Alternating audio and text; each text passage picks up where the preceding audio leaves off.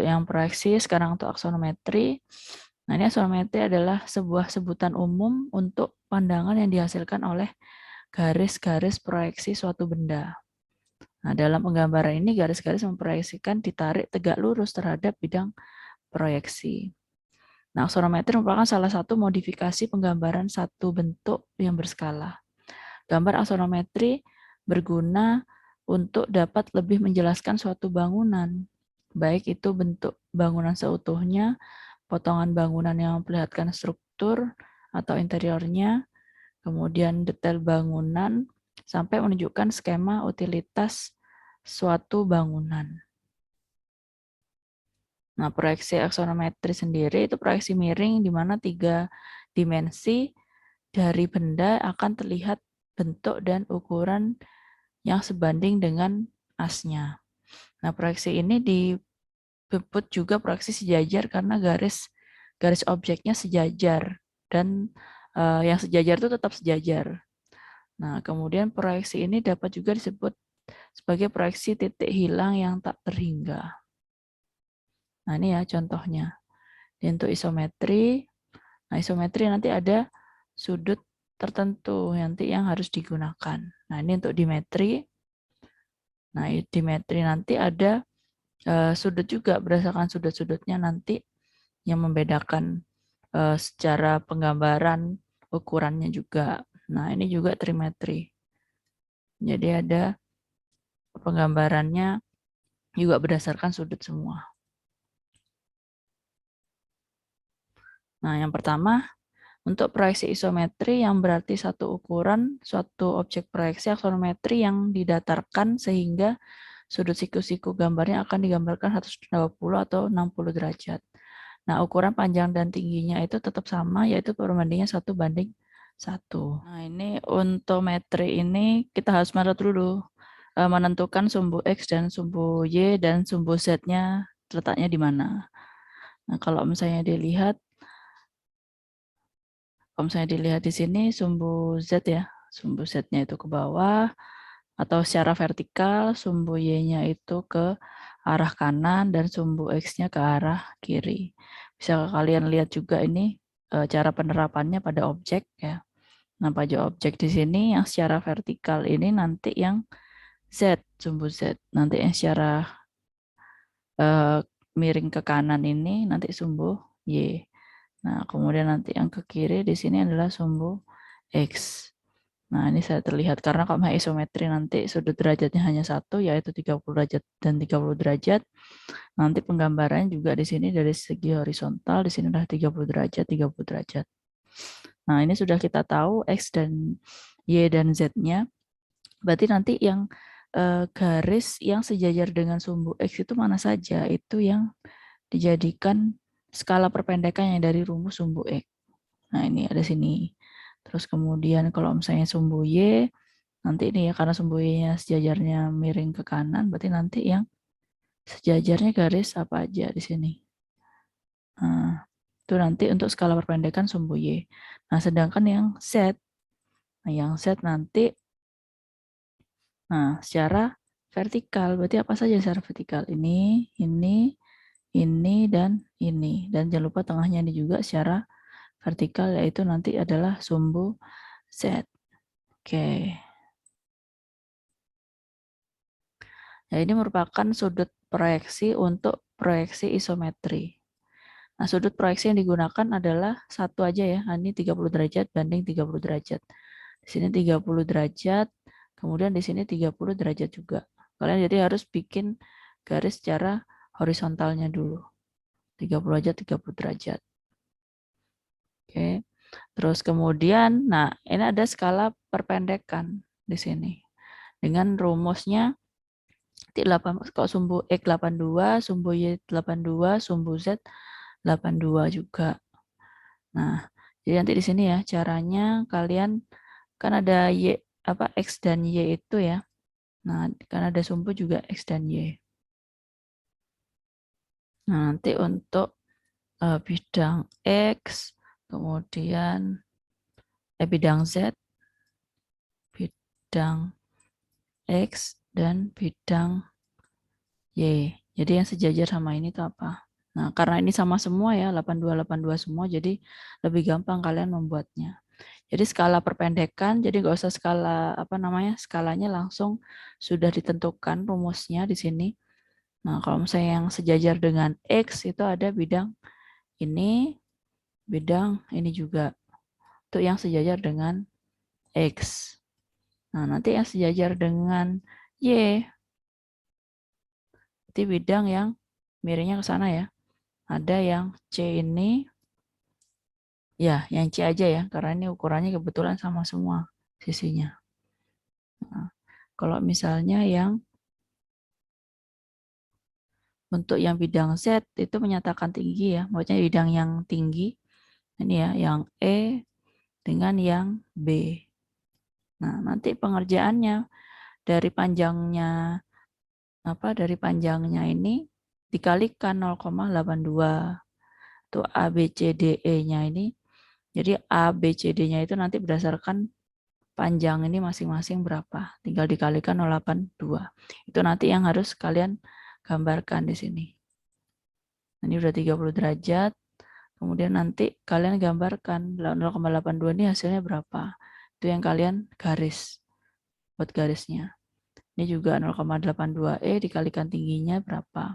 Itu nanti yang kalian garis. Nah, nanti bisa dihitung hasil skala perpendekannya berapa. Ya ini kalau misalnya dibuat secara 2 dimensi ya, kalian isometri 3 dimensi. Kalau 2 dimensi nanti berdasarkan garisnya ini. Tapi nanti kita nggak bikin ini. Nah, penerusan untuk ke 2 dimensi penggambarannya. Kalau dilihat dari arah sini dan sini. Penggambarannya seperti ini. Oke. Kalau isometri gampang karena memang 0,82-nya atau 0,82 ya. 0, ya nanti lihat di sini. Atau ini 82% ya atau 0,82 skala perpendekan. Karena 82 banding 100 ya. Jadi nanti 0,82 nanti penghitungannya. Ini kan sama semua X ya Z-nya. Jadi gampang nanti untuk mengingatnya. Nah, kemudian ada dimetri. Ya ini mempunyai perbedaan mendasar yaitu besar sudut sumbu X dan Y terhadap garis horizontal dan perbandingan X, Y, Z. Pada proyeksi dimetri ini besar sudut sumbu X terhadap garis horizontal itu 7 derajat. Sedangkan besar sudut sumbu Y terhadap garis horizontal adalah 40 derajat. Jadi atau seperti ini ya, antara ketiganya X, Y, Z 1/1 untuk proyeksinya. Nah, di sini sudah ada rumusnya, jadi kalian nanti tinggal mengikuti aja. Kalau misalnya proyeksi dimetri di sini ada 3 sudut proyeksi. Nah, kalau misalnya sudutnya nanti digunakan 15 derajat, berarti sisi B juga 15 derajat. Dengan skala perpendekan 73% sama 96%. X, Y, Z-nya sama nih ya. Nah, kemudian untuk yang jika kalian pakai sudut proyeksinya 35 derajat, nah sisi B-nya juga 35 derajat. Nah, sumbu perpendekannya yang X 86, sumbu Y 86%, sumbu Z 71%. Nah, untuk yang dimetri sisi sudutnya 40 yang digunakan. Nah, sudut satunya 10. Ini beda sendiri, 40 sama 10. Nanti skala perpendekannya 54%, 92, dan 92. Jadi nanti hasilnya 0,54 dikalikan tingginya 0,9892 dikalikan panjangnya, misalnya seperti itu. Nanti. Oke. Nah, ini contohnya ya. Contohnya nanti cara penghitungan. Jadi bidangnya itu seperti ini. Bidangnya yang yang 3 dimensinya. Nah, cara penglihatnya nanti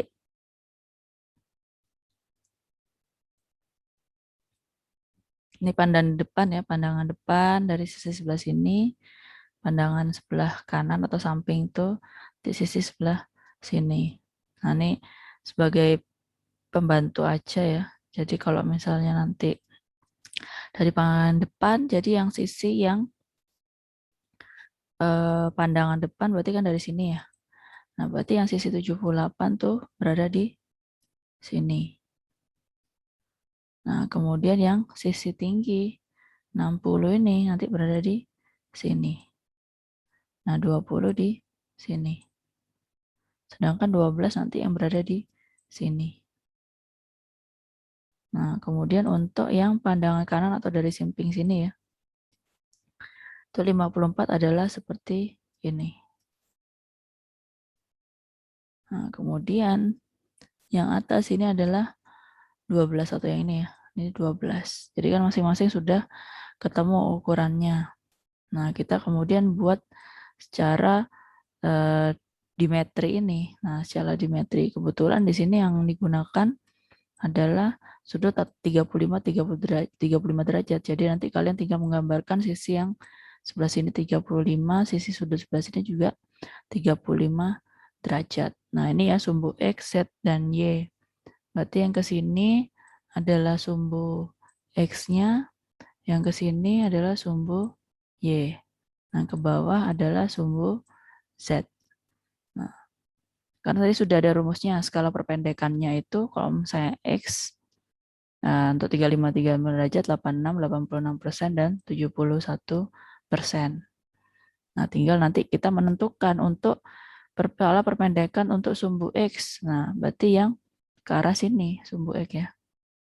Yang ke arah sini, sumbu X-nya. Nah, itu apa yang sejajar dengan ini?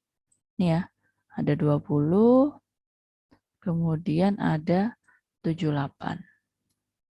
Nah, ya 78 dikalikan 0,86. Hasilnya segini. Berarti ini yang digambarkan. Nah, yang 20 dikalikan 0,86 juga ya. Hasilnya 17,2. Ini yang digambarkan. Nah, terus kemudian untuk yang perpendekan sumbu Y. Nah, sumbu Y ini berarti yang ke sejajar sini ya, sejajar. Nah, sejajar ini apa saja di situ? Ternyata ada 12 dan 54. Berarti 54 ini kalikan 0,8 karena Y-nya 86% ya. Ini yang digambarkan. Yang 12 pun sama.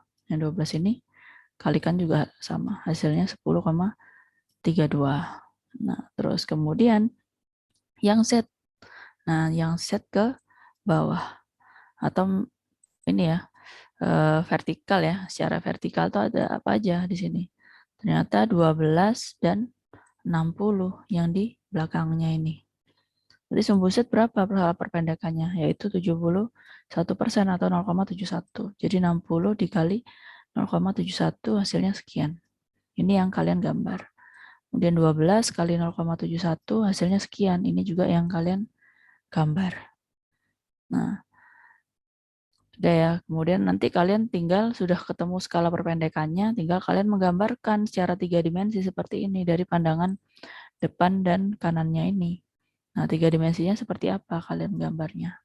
Tetap harus yang diperhatikan nanti sumbu apa nih ya, derajatnya ya. Dari horizontalnya itu kalian bikin dulu berapa di sini 35 derajat, ke sini juga 35 derajat. Baru kalian bisa menggambarkan di ukuran di sumbu X-nya dan di sumbu Y-nya. Kemudian yang menyatakan tingginya ini nanti sumbu Z-nya.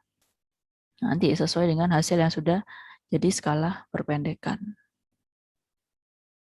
Oke. Selanjutnya, nah ini ya contohnya. Jadi nanti akan berbeda. Dari penggambaran objek yang secara isometri dengan dimetri itu skala perpendekannya jelas sudah berbeda, dengan sudutnya juga berbeda. Di sini 30 derajat, dengan skala perpendekan semua 1:1, 1:1, 1:1 semua. Nah, di sini juga beda yang dimetri. Nah, sisi yang sebelah X ini berbeda dengan yang sisi sebelah Y dan Z. Seperti ini tadi ya, 86, 86. Nah, nanti penggambarannya seperti ini. Ini tergantung nanti ya. Ini kan kalau kayak gini kan enggak sama ya sudutnya ya. 35 kan bukan nih. Nah, yang dimetri tadi sudutnya ada yang 15, 15, 35, 35, dan 40, 10. Nah, kalau misalnya yang sisi, kalau misalnya kalian melihat seperti ini, berarti ini otomatis yang sisi sebelah sini dan sisi sebelah sini beda derajatnya. Nah, nanti penggambarannya juga beda beda sudutannya. Skala perpendekannya juga pasti berbeda dengan yang di isometri. Ya beginilah kira-kira penampakannya kalau misalnya satu objek yang sama dibuat secara isometri maupun dimetri. Kemudian yang terakhir ada trimetri. Ini merupakan modifikasi yang lebih jauh lagi dari proyeksi isometri. Nah, dalam proyeksi trimetri ini terdapat masing-masing ada 3 skala dan sudut kemiringan. Nah, ini ya. Nah, ini sudut kemiringan proyeksinya ada banyak nih. Nah, ada 20 banding 10, 20 sama 10, 30, 15, 30, 20, 35, 25, 45, 15. Nanti kalian tinggal menyesuaikan skala perpendekannya bagaimana berdasarkan rumusnya ini. Sudah ada ketentuannya ya. 20, 10 dia pakai 64, 83, 97. Nah, itu sama nanti seterusnya ke bawahnya. Nah, cara penggambarannya juga sama. Nah, berdasarkan sudutnya itu. Kemudian di sini ada proyeksi tidak proyeksi perspektif ya. Proyeksi tidak terdapat titik lenyap seperti perspektif. Nah, nanti titik lenyapnya proyeksinya tidak terbatas. Mungkin kok proyeksi perspektif teman-teman sudah pernah ya. Ini cuma nanti mengulas saja terkait perspektif. Nah, ini tugas yang harus kalian kerjakan sekarang. Nah, nanti silahkan ditulis, digambar ininya, digambar. Nah, di gambarnya ini kemudian nanti dikerjakan secara isometri, dimetri, dan trimetri. Nah, nanti masing-masing kalian hitung berapa proyeksi skala perpendekannya untuk isometri dari masing-masing ukurannya, X, Y, Z-nya. Kemudian yang dimetri juga skala perpendekannya berapa. Nah, proyeksi trimetri pun juga sama, akan seperti itu. Nanti proyeksi isometri, objeknya bagaimana kalian menggambarnya, skala perpendekannya, hasil skala perpendekannya, bagaimana penggambarannya. Yang dimetri pun sama. Jadi sekali selain juga dihitung, juga digambarkan di kertas. Baik kertas biasa aja atau HVS, terserah. Nah, nanti silahkan dikerjakan, kemudian ini juga tugasnya, soalnya mau dikerjakan, digambar juga nggak apa-apa buat agar kalian nanti bisa membayangkan. Nah, nanti silahkan dikerjakan, kemudian dikumpulkan. Nah, dikumpulkannya nanti maksimal saya taruh di assignment ya. Maksimal hari ini nanti sudah dikumpulkan. Nanti kalian kertas, mau di kertas HVS boleh, pakai di kertas biasa, atau buku tulisnya kalian juga tidak masalah, asal nanti kelihatan objeknya. Nah, dari masing-masing gambarnya itu nanti kelihatan. Nanti silakan di foto atau di scan, kemudian di convert di PDF. Nah, nanti kemudian dikumpulkan di assignment dengan sampai hari ini ya. Nah, nanti atau nanti sesuai assignment yang saya buat. Oke. Mungkin sekian untuk hari ini. Terima kasih.